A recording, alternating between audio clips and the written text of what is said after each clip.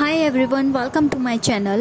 In this video, you're gonna know about the story The Lottery, which is written by Shirley Jackson and it is published in 1948. So this story starts with a summer morning to June 27th. There was a unnamed village. वहाँ एक empty ground में gathering start हो गई. वहाँ के villagers का rush जो है वो बढ़ता जा रहा है. एक ग्राउंड में 10 बजे का टाइम है. ये लॉटरी एक साल में एक बार होती है. बहुत सारे टाउन्स में कई दिन तक ये चलती है. जो सारे बच्चे थे वो स्टोन्स कलेक्ट करने लग जाते हैं. एक बच्चा था बॉबी मार्टिन. उसने अपनी pocket round and smooth stone से फिल कर ली. उसे देखकर बाकी के बच्चों ने भी सेम यही किया. फिर और लोग भी गैदर्ड होने लगे और हार्वेस्टिंग की से रिलेटेड बातें करने लगे. मजाक कर रहे थे, स्माइल कर रहे थे, but no one laugh at all. किसी के भी चेहरे पर हंसी नहीं थी. And then womens also came on that ground and they all greet each other, and after that all the women joined their husbands and kids.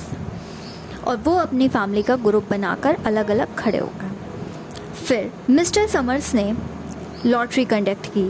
वो head थे वहाँ के और वही सब कुछ कंडक्ट कराते थे. उनके पीछे पीछे मिस्टर ग्रेव्स भी आ गए. Then they took a stool and put a black box on it. Mister Summers said, would you like to help me? पर कोई भी आगे नहीं आया. Mister Martin and his son came forward to help mister Summer. Mister Summers every year ही ask to replace a box with a new one. पर वहाँ के लोग उस बॉक्स को, ट्रेडिशन को छोड़ना नहीं चाहते थे. इवन उस बॉक्स को भी वो चेंज नहीं करना चाहते थे. मिस्टर समर्स ने स्लिप रेडी की थी एक रात पहले लॉटरी से हर फैमिली के हेड के लिए. मिसेस हचिनसन जल्दी से आई और वो बोली, अरे मैं तो भूल ही गई थी कि आज क्या दिन है. मैंने देखा मेरे हस्बैंड और बच्चे कोई भी घर पर नहीं है. फिर मुझे याद आया, ओह आज तो 27 जून है. तो फिर मैं जल्दी से भागती हुई आई. मिस्टर हचिनसन बोले हंसते हुए, ओह हमें तो लगा आज आपके बिना ही हमें लॉटरी स्टार्ट करनी पड़ेगी. फिर सब लोग हंस गए और मिस्टर समर्स ने प्रोसीजर स्टार्ट किया.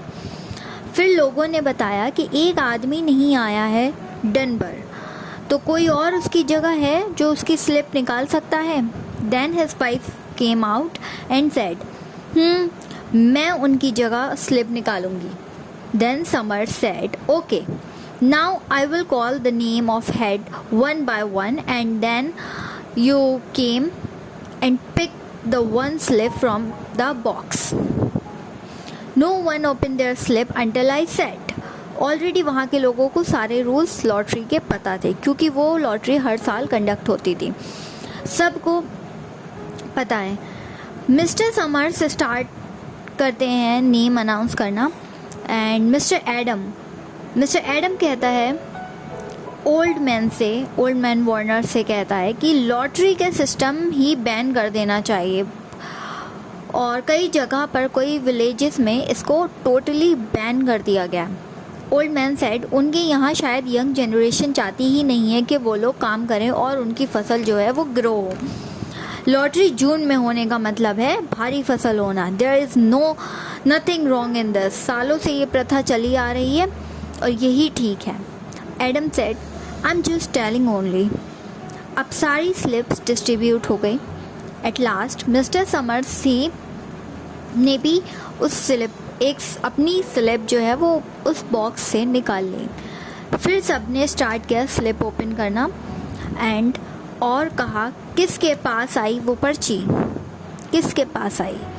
तो वो एक आवाज़ आई, मिस्टर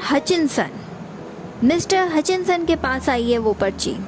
हचिनसन ने स्लिप नीचे की.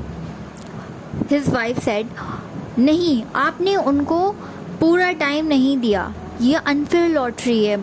सब लोग बोले, नहीं, सबको बराबर टाइम मिला है, ऐसा कुछ नहीं है और ये लॉटरी एक फेयर मैनर में हुई है. मिस्टर हचिनसन चिल्लाता है अपनी वाइफ पे, please keep quiet. Mister summers कहते हैं, हचिनसन इस बार आपका नंबर है। फिर हचिनसन की फैमिली के हर एक मेंबर की एक एक स्लिप बनकर उस बॉक्स में डाली जाती है। फिर एक एक करके सारे मेंबर अपनी अपनी स्लिप निकाल लेते हैं। फिर उनकी छोटी बेटी की स्लिप को ओपन किया तो वो ब्लैंक, बाकी उनकी बेटे की भी स्लिप जो थी वो ब्लैंक निकली। लास्ट स्लिप, वो जिस पर ब्लैक डॉट बना था, वो मिसेस हचिनसन के पास आती है। फिर मिसेस हचिनसन कहती हैं, मिस्टर समर्स कहते हैं कि ठीक है, अब डिसाइड हो गया कि इस बार किसका टर्न है। मिसेस हचिनसन अपने आर्म्स से अपने फेस को कवर करती है और चिल्लाती है, please don't do this is wrong, please don't do. पर कोई उसकी एक भी नहीं सुनता और धीरे धीरे स्लोली एंड ग्रेजुअली सारे पत्थर उसके ऊपर फेंकना स्टार्ट हो जाते हैं। उसके ऊपर पत्थरों की बारिश हो जाती है और उसको पत्थरों से मार के उसको जान से मार देते हैं। सो इस विलेज की, यहाँ के विलेजर्स की ये मिथ थी, ये ट्रेडिशन था कि अगर हम एक साल में एक व्यक्ति की खुद से बलि देते हैं तो यहाँ की जो फसल है वो ज़्यादा अच्छी ग्रो होगी, बहुत अच्छी जो है वो ग्रो होगी। तो इसलिए वो खुद ही एक पर्सन को मार देते थे एक साल में। तो इस स्टोरी में ये बताया गया है कि अपने ट्रेडिशन को, अपने कस्टम्स को, अपने बिलीव्स को फॉलो करने के लिए लोग किस हद तक जा सकते हैं। There is no boundary in the myths of the people, you know. So hope you understand and you like this story, and please do like and subscribe the channel.